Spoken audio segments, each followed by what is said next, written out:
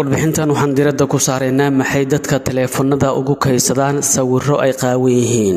marar badan ayaa la maqlaa in sawirro qaawani uu qof leeyahay lagu soo daabacay meelo mahwi ah, rag iyo dumar intaba waa la baahiyay sawiradooda. haddaba dhowaan waxaa soo shaxbaxday qiso ku dhacday gabar u dhalatay Spain oo lagu magacaabo Patricia oo iyadu muuqaal dheer ka sameysay sidii wax ay ugu dhaceen. gabadhan ayaa madax ka ah waaxda filimada ee dalka Spain. haddaba sheekadan ku dhacday gabadhan ayaa shaqadeeda bilaabatay markii koox tuuga ah ay ka xadeen laptopkeeda iyada oo fadhida baar ku yaala magaalada Madrid ee dalka Spain, kadibna la jabsaday.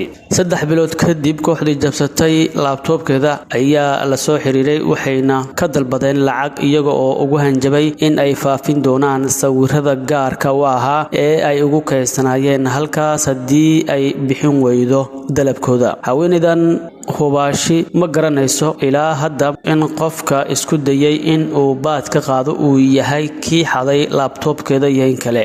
si ay dareenkeeda dhacdadaasi aysan u ilaabin, waxay haweeneydan ay samaysay film documentary ah oo qayb ka ah kaas oo ay ku soo bandhigtay dhacdadii iyada ku dhacday. natiijadu waxay noqotay in la soo bandhigo filimkan lagu magacaabay My Sextortion Diary, kaas oo lagu soo bandhigay maharajaanka ee Sheffield. samaynta documentary-gana waxay ahayd dariiqa aan ku heli karo xoogaa xakameyn iyo awood ah. haweeneydan ayaa sidaasi u sheegtay BBC-da, waxayna intaasi ku dartay waxay ahayd dariiqeygii aan ku ilaalin lahaa nafteyda, ma ahan inaan nafteyda dhibo oo aan siiyo qayb ka mid ah waxay la mid tahay bay tiri dhisidda xushmo aad u weyn. haweeneydan waxa ay dhacdada ku dhacday ay ku sifaysay sida mugdi oo kale. qaadista, kaydinta iyo sidoo kale diridda sawirada qaawan ayaa wax caadi ah u ah jiilka dhan ee ku soo karay internetka, taasina ay irdaha u furayso adduunka oo dhan in ay ku yihiin khatar.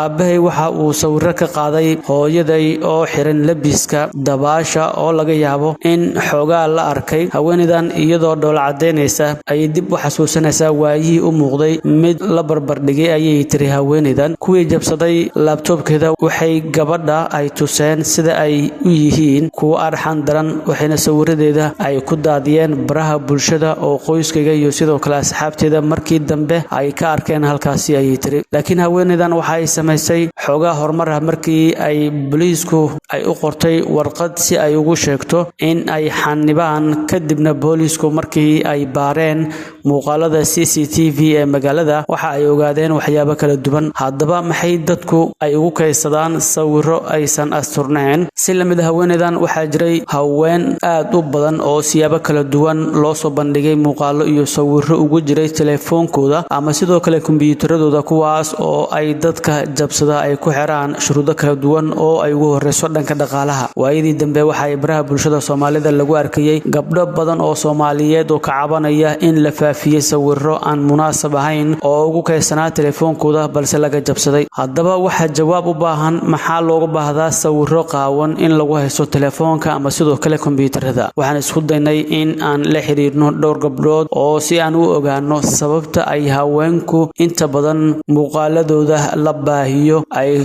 u soo bandhigeen ama ay iska duubeen muuqaalo ama ay iska qaadeen sawirro qaawan. mid ka mid ah gabdhihii aan la xiriirnay oo ayn magaceeda baahin doonin ayaa BBC-da u sheegtay in tani ay tahay wax dabiici ah oo haweenku ay ku raaxaystaan daawashada quruxda jirkooda oo ay mararka qaarna ay u kaydsadaan xusuus ahaan, balse sababta ay u doonayaan in ay u daawadaan jirkooda oo aan asturnayn haweenka qaar ayaa waxay ku micneeyeen in kalsooni darro ay hayso oo aysan ku qanacsaneen sida ay u egyihiin, balse sida qanaacada ay ugu heli karaan ayay ku micnaysay in ay dib isu daawadaan kadibna ay si nafsi ah isaga dhaadhiciyaan quruxda dheeraadka ah ee jirkooda uu leeyahay. waxaa kale oo jiri kara sababo intaa ka badan oo ay dadka qaar isaga duubaan muuqaalada aan asturnayn, balse sida lagu daabacay cilmibaarisyo markii hore oo la daabacay dadka qaar ayaa u fasiray sababtan ay isu duubaan xiriirka tooska ah ama wejiga oo aan joogto ahayn qarnigan 21aad ee tiknoolajiyadda heerka sare gaartay sidaa daraadeedna ay aadanuhu rabaan in ay weli dareemaan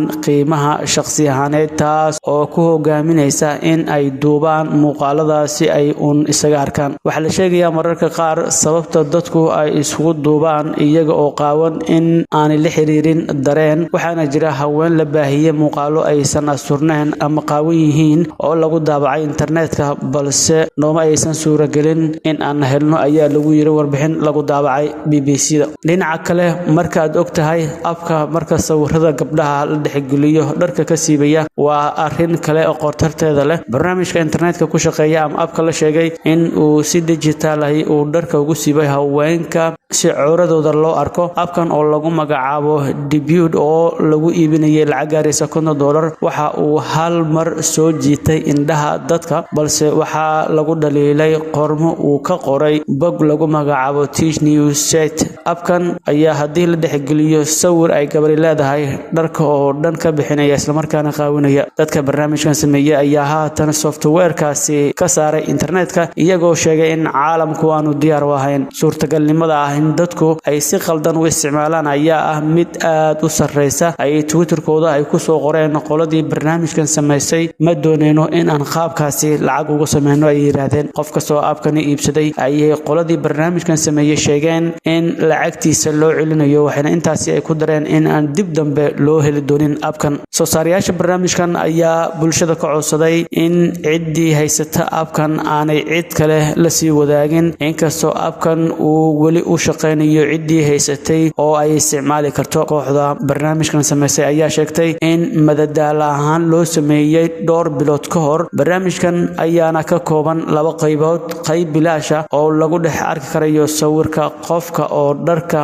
ka bixinaya iyo mid kale oo lacaga oo isaguna si ku meel gaar ah loo isticmaali karayo. qoladii barnaamijkan sameysay ayaa qoraalkoodu waxay ku sheegeen dhab ahaantii abkani ma ahan mid aad u sii weyn kaliya waxa uu ku shaqeynayaa sawirro gooni ah. Caitlin Bowden oo ah aasaasaha kooxda la dagaalanta sawirada qaqaawan iyo sidoo kale anshax xumida ayaa abkan ku tilmaamay mid aad u xun. qof kasta waxa uu dhibana u noqon karaa in sawirro anshax xun laga qaado isagoon xitaa gelin sawir qaawan ayay tiri waana in barnaamijkan uusan banaanka u soo bixin. barnaamijkan ayaa dharka ka siibaya sawirada haweenka la dhexgeliyo kaas oo mushkilad ku ah guud ahaan qof walba oo isticmaala internetka.